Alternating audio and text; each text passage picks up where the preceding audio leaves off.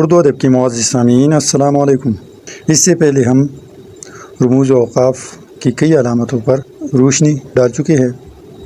آج ہم واوین، قوسین اور خط پر مختصر سی روشنی ڈالیں گے۔ تو آغاز کرتے ہیں۔ بسم اللہ الرحمن الرحیم۔ اسکرین پر جو علامت آپ دیکھ رہے ہیں یہ واوین کی علامت ہے۔ اس کا استعمال جب کوئی اقتباس دیا جائے یا کسی کا قول نقل کیا جائے تو اس کے آغاز اور اختتام پر یہ علامت لگائی جاتی ہے۔ مثلا کسی نے کیا خوب کہا ہے، خدا ان کی مدد کرتا ہے جو اپنی مدد آپ کرتے ہیں۔ اسی طرح دوسرا مثال پیش کیا گیا ہے کہ 21 نومبر 1946 کو فرنٹیئر مسلم لیگ کے اجلاس میں قائد اعظم نے کہا، ہمارا دین، ہماری تہذیب اور ہماری اسلامی تصورات وہ اصل طاقت ہے جو ہمیں آزادی حاصل کرنے کے لیے متحرک کرتے ہیں۔ کسی کا قول اگر درج کیا جاتا ہے تو اس قول کو ہم ان واوین میں بند کرتے ہیں جو آپ اسکرین پر دیکھ رہے ہیں، ٹھیک ہے جی۔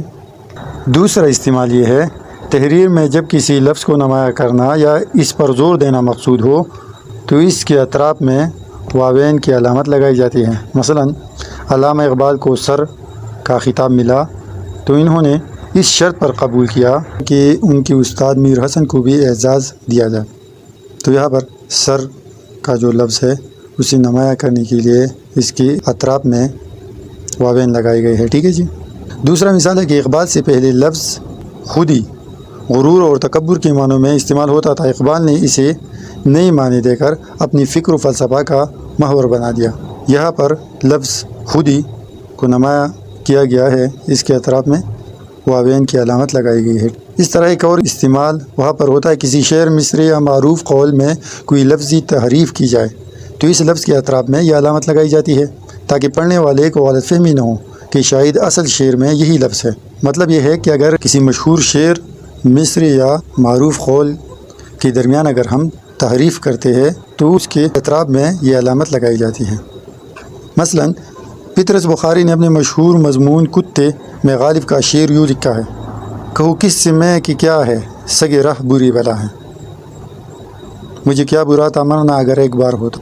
جبکہ غالب کا اصل مصرع یوں ہے، کہو کس سے میں کہ کیا ہے شب غم بری بلا ہے۔ تو اس طرح اگر کسی کے شعر، مصرع یا قول کے درمیان تحریف کی جائے تو اسے بھی واوین میں لکھا جائے گا تاکہ جو پڑھنے والا ہے اسے معلوم ہو کہ یہ اصل تخلیق نہیں ہے بلکہ تحریف کیا گیا ہے۔ اسی طرح ایک اور استعمال یہ ہے کہ کسی کتاب، مقالہ، رسالہ یا مضمون کو جملے کے درمیان اس طرح درج کیا جاتا ہے۔ مثلا اردو کا پہلا تاریخ و تنقیدی کتاب مقدمہ شعر و شاعری ہے، ماہنامہ ساقی دہلی سے شائع ہوتا ہے۔ ڈاکٹر آفتاب احمد صدیقی مرحوم کی پی ایچ ڈی کے مقالے کا عنوان تھا ڈپٹی نذیر احمد احوال و آثار۔ تو اس طرح کتاب، مقالہ، رسالہ یا مضمون کے اطراف میں یہ علامت اس لیے لگائی جاتی ہے تاکہ یہ نمایاں رہے۔ قوسین، انگریزی میں اسے بریکٹ کہتے ہیں۔ قوسین قوس سے نکلا ہے اور قوس کمان کو کہتے ہیں، چونکہ دو ہوتے ہیں تو اس لیے اسے قوسین کہتے ہیں۔ اس کا استعمال یہ ہے کہ عبارت میں ایسا جملہ یا بیان جس کا اصل مضمون سے تعلق نہ ہو، جملے معترضہ کو قوسین میں لکھا جاتا ہے۔ مثلا احمد کے والد جو کہ ڈاکٹر ہے کل سعودی عرب جا رہے ہیں، تو آپ دیکھ لیں یہ جملے معترضہ ہے اور جملے معترضہ کا مطلب یہ ہے کہ یہ اصل جملے میں اگر یہ قوسین میں بند جو جملہ ہے یہ شامل نہ ہو تو بھی جملہ مکمل ہوتا ہے، لیکن یہ تفصیل کیا ہوتا ہے احمد کے والد جو کہ ڈاکٹر ہے، ایک تفصیل دی جا رہی ہے اس کے حوالے سے، تو اسے قوسین میں بند کیا جاتا ہے۔ جملے معترضہ کے اطراف میں قوسین لگائے جاتے ہیں۔ دوسرا استعمال یہ ہے کہ مکالموں کے دوران بھی قوسین کا استعمال کیا جاتا ہے۔ مثلا امتیاز علی تاج کے ڈرامہ انارکلی کا یہ مکالمہ ہے، اکبر نیم دراز ہوتے ہوئے حکیم نے اسے دیکھا، مہارانی کچھ تشخیص نہ کر سکا لیکن خود انارکلی بجھتی ہے، آب و ہوا کی تبدیلی اس کے لیے مفید ہوگی، اکبر بے پرواہی سے، تم کو اعتراض نہیں تو اس کو اجازت ہے۔ اس طرح مکالموں کے دوران بھی کسی کردار کی حالت اور کیفیت ظاہر کرنے کے لیے اس علامت کا استعمال کیا جاتا ہے۔ اس طرح ایک اور استعمال یہ ہے کہ شعر کی دوسری مصرع کی دوسری ٹکڑی کے نیچے شاعر کا نام یا تخلص آئے گا تو وہ قوسین میں آئے گا، ٹھیک ہے جی۔ مثلا اقبال کا شعر ہے، میرا طریق امیری نہیں فقیری ہے، خودی نہ بیچ غریبی میں نام پیدا کر۔ تو جب شاعر کا حوالہ دیا جا رہا ہے تو وہ اس طرح قوسین میں ہوتا ہے، ٹھیک ہے جی۔ خط، اسکرین پر جو نظر آ رہا ہے یہ خط کی علامت ہے۔ یہ علامت جملے معترضہ کے پہلے اور آخر میں لگائی جاتی ہے، جس طرح کی قوسین تھی اسی طرح۔ مثلا میری رائے میں اگرچہ میں ماہر تعلیم تو نہیں ہوں، ہماری نظام تعلیم میں بہت سے خامیاں ہیں۔ اس طرح ایک اور مثال دیا گیا ہے، سلیم بلکہ اس کا سارا خاندان سعودی عرب چلا گیا۔ تو خط کا ایک استعمال تو یہ ہے کہ یہ جملہ معترضہ کے پہلے اور آخر میں لگائی جاتی ہے، اور دوسرا استعمال یہ ہے کہ جب ایک لفظ کی وضاحت میں کئی دیگر الفاظ استعمال ہو تو لفظ کے بعد یہ علامت لگائی جاتی ہے۔ مثلا سارا مکان، دیواریں، فرنیچر، پردے اور بجلی کا سامان سب جل کر راکھ ہو گیا۔ تیسرا استعمال یہ ہے، ایسی مسلسل گفتگو جس میں فریقین کا واضح طور پر ذکر نہ کیا گیا ہو تو سوال و جواب کے درمیان خط کے ذریعے فرق ظاہر کیا جاتا ہے۔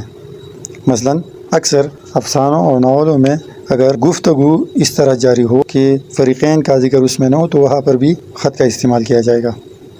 مثلا کل 3 بجے تم کہاں ملو گے؟ تاج ہوٹل میں۔ کیا تم پوری 3 بجے پہنچ سکو گے؟ کیوں نہیں، میں پوری 3 بجے وہاں پہنچ جاؤں گا۔ چونکہ کرداروں کا ذکر موجود نہیں ہے تو اس لیے یہاں پر خط کا استعمال کیا گیا ہے تاکہ یہ ظاہر ہو کہ یہ بات ایک کر رہا ہے اور یہ جو دوسری بات ہے یہ دوسرا شخص کر رہا ہے، ٹھیک ہے جی۔ اس طرح گفتگو میں حقلاہٹ کے تاثر کو پیدا کرنے کے لیے خط کا استعمال زیادہ بہتر کام دے سکتا ہے۔ مطلب اگر توتلا پن ہے، زبان کسی کی زبان پر حقلاہٹ ہوتی ہے تو وہاں پر بھی ہم خط کا استعمال زیادہ بہتر طریقے سے کر سکتے ہیں۔ مثال دیا گیا ہے، تمہارا نام کیا ہے؟ کسی کردار کی حقلاہٹ اگر گفتگو میں ظاہر کرنی ہو تو بھی خط کا استعمال کیا جاتا ہے، ٹھیک ہے جی۔ اس ویڈیو میں یہاں تک، مزید معلومات انشاءاللہ اگلی ویڈیو میں۔ شکریہ۔